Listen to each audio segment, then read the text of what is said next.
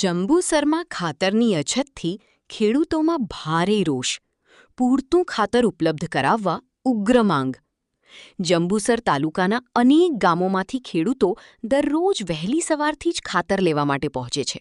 પરંતુ કલાકો સુધી રાહ જોયા બાદ પણ ઘણા ખેડૂતોને નિરાશ થઈને ખાલી હાથે પરત ફરવાનો વારો આવી રહ્યો છે. ખેડૂતોના જણાવ્યા મુજબ સવારથી ટોકન આપવામાં આવે છે, પરંતુ થોડા જ સમયમાં ખાતરનો જથ્થો પૂર્ણ થઈ ગયો છે એવું કહીને તેમને બીજા દિવસે ફરી આવવા માટે કહેવામાં આવે છે. ખેડૂતોનો આક્ષેપ છે કે તેઓ સવારથી લાઇનમાં ઊભા રહેવા છતાં ખાતર મળતું નથી. ત્યારે આખરી રાતોરાત ખાતરનો જથ્થો ક્યાં જાય છે અને તેનું વિતરણ કેવી રીતે થાય છે તે અંગે અનેક સવાલો ઊભા થયા છે. ખેડૂતોનું કહેવું છે કે જો સવારથી હાજર રહેલા ખેડૂતોને જ ખાતર ન મળે તો વિતરણ પ્રક્રિયામાં પારદર્શિતા ક્યાં છે? સમગ્ર મામલે નિષ્પક્ષ તપાસ થવી જોઈએ તેવી તેઓ માંગ કરી રહ્યા છે. ખાતરની અછતના કારણે ખેડૂતો ભારે મુશ્કેલીનો સામનો કરી રહ્યા છે. વારંવાર રજૂઆતો કરવા છતાં આજ દિન સુધી સમસ્યાનો કોઈ સંતોષકારક ઉકેલ આવ્યો નથી. દરરોજ હજારોની સંખ્યામાં ખેડૂતો ખાતર લેવા આવે છે, પરંતુ સવારથી સાંજ સુધી રાહ જોયા પછી પણ ઘણા ખેડૂતોને ખાલી હાથે જ ઘરે પરત ફરવું પડી છે.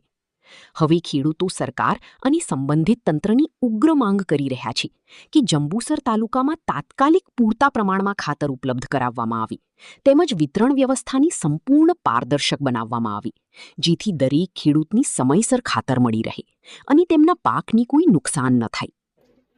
નવીન પટેલ, ભરૂચ જિલ્લા કિસાન કોંગ્રેસ સમિતિ. અત્યારે અહીંયા ખેડૂતોની જે વલે છે ખાતર માટે, આખા જંબુસર તાલુકાના ખેડૂતો અત્યારે યુરિયાની ખાસ જરૂર હોવાથી દરરોજ ધક્કા ખાય છે. તો આ સોસાયટીની અંદર ખાતર તો આવે જ છે, એ બધા ખેડૂતોને ખબર છે.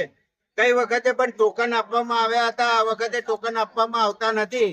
અને જે પણ ખાતર આવે છે એ ખાતરના જથ્થામાંથી મોટા મોટા જે મગરમચ્છો છે એમને બારોબાર રાત્રિના સમયે આપી દેવામાં આવે છે. તો આ કલેક્ટર અને પ્રાંત અધિકારી શું કરે છે?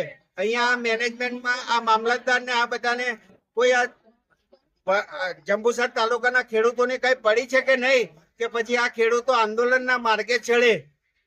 હવે જો આ ખેડૂતોને તાત્કાલિક રૂપે ખાતર આપવામાં નહીં આવે તો પછી બહુ ઉગ્ર આંદોલન કરવું પડશે.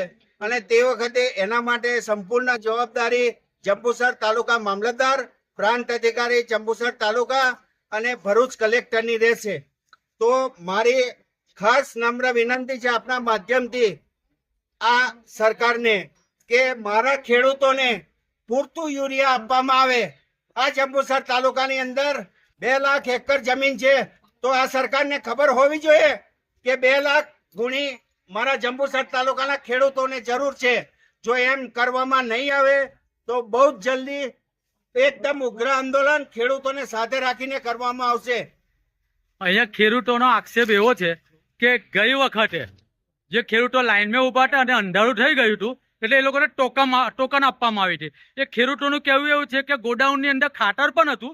બીજે દિવસે એ લોકો આવ્યા અહીંયા ખાતર લેવા માટે, તો અહીંયાથી ના પાડી કે સ્ટોક પતી ગયો છે. તો એનું શું કારણ છે? એમાં કેટલાક મગરમચ્છોને કારણે એ ખાતર એમને સગે વગે કરવામાં આવે છે અને એને રાત્રિ દરમિયાન અહીંથી વહન કરી દેવામાં આવે છે અને નાના ખેડૂતોને ખાસ હાલાકી ભોગવવામાં આવે છે. તો તંત્ર આ વિશે ખાસ કાળજી લે અને દરેક ખેડૂતને પૂરતું યુરિયા મળી રહે એવી વ્યવસ્થા કરે. પૂર્વ ધારાસભ્ય શ્રી જંબુસર કિરણસિંહ મકવાણા આજ રોજ ખેડૂતોની વ્યથા સંભળાવું છું. યુરિયા ખાતરની ખૂબ જ અછત હોવાથી ઘણા બધાના ફોન આવી રહ્યા હતા. લોકોની યુનિયન જીન જંબુસરની અંદર અગાઉ પણ મેં ઇન્ટરવ્યૂ આપી અને ગાંધીનગર રજૂઆત કરી અને લોકોને ખાતર પૂરું પાડવા માટેનું ઉપરથી સૂચના આપવામાં આવી. પરંતુ હાલમાં પણ એવું એક પ્રસંગ બની ગયો છે કે ગઈ વખતે યુરિયા ખાતરની અંદર ખૂબ લાંબી લાઈન હતી. ઘણા ખેડૂતોને મળ્યું છે અને ઘણા ખેડૂતોને સાંજ પડતા 8-9 વાગે બધાને ટોકન આપવામાં આવ્યું ને એવું કીધું કે ખાતર હયાત છે, આવતીકાલે તમને મળશે. એવા જ એક બાકી ખેડૂતો હતા જેને ટોકન આપ્યું તો એ લોકો સવારે ટોકન લઈ અને બીજે દિવસે જ્યારે યુનિયન જીન જંબુસરમાં આવે છે ત્યારે જે તે સંચાલકો એવું કહેવા માંગે છે કે ભાઈ ખાતર તો પૂરું થઈ ગયું. તો મારી એક જ માંગણી છે સરકાર પાસે કે રાતોરાત આ ખાતર ગાયબ કઈ થયું એની ખરેખર ખેડૂતોના હિતની અંદર જો આ સરકાર માનતી હોય તો એની તટસ્થ તપાસ થવી જોઈએ અને જે તે લાગતા ઓળખતા હોય એની સામે કડક પગલાં ભરવા જોઈએ એવી મારી માંગ છે. હું જંબુસર તાલુકાના મહાપુરા ગામનો વતની છું. મારું નામ મુન્ના ઠાકોર છે. અહીંયા આજે સવારના 6 વાગે ખેડૂતોની લાઈન પડી છે ખાતર માટે. સવારમાં ઉઠીને તરત ખેડૂત ખાધા પીધા વગર અહીંયા આવેલા છે અને આજે જેવા 6-7 વાગવા આવ્યા છે અને અહીંયા ખેડૂતોએ તપાસ કરતા જાણવા મળ્યું છે કે ખાતર અમને ગોડાઉનની અંદર ફૂલ સ્ટોક છે ખાતરનો અને આ જે વિક્રેતાઓ છે એ વિક્રેતાઓ અત્યારે અહીંયા તારું મારીને ભાગી ગયા છે. તો પછી એ વિક્રેતાઓ ભાગી કેમ ગયા છે? ખાતરનો સ્ટોક છે તો કયા એમના મરત્યા માટે એ લોકોએ ખાતર રાખ્યું છે? શું કામ રાખ્યું છે? અગાઉ અહીંયા ખાતર લેવા માટે લાઈન પડી હતી.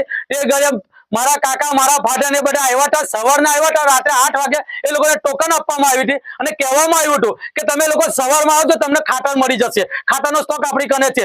સવારની અંદર એ લોકો આવ્યા કારણ કે તમે આ સ્ટોક પટી ગયો છે.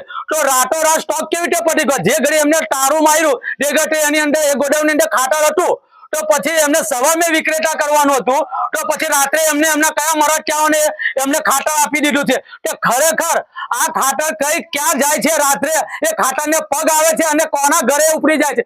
એ ખરેખર અહીંના લાગતા વળગતા અધિકારીએ આની તપાસ કરવી જોઈએ અને આવા ચોરોને જે લોકો લઈ જતા, જે લોકો વેચતા હોય, લેતા હોય, જે પણ કઈ કરતા હોય, જે પણ કારું કાંડ થતું હોય એમની સામે કડક ને કડક કાયદેસરની કાર્યવાહી થવી જોઈએ. અને જો આ લોકો ખરેખર વિક્રેતાઓ હોય, જો આની અંદર સંડોવાયેલા હોય તો એમને પણ કડક માં કડક સજા થવી જોઈએ અને એમનું લાયસન્સ રદ થવું જોઈએ અને કોઈ એવા સારા એવા વ્યક્તિને આ લાયસન્સ આપવું જોઈએ જેથી દરેક ખેડૂતના ઘરે ઘરે ખાતર પહોંચે.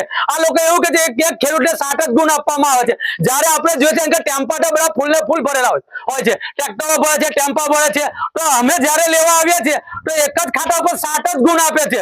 તો અહીંયા લાઈન ની અંદર અમારી આગળ ઉભેલા હોય તો એવા તો 10-15 તો ઉભા નથી રહેતા કે 7 દિનો 70 ગુણો એ લોકો આપી દે છે.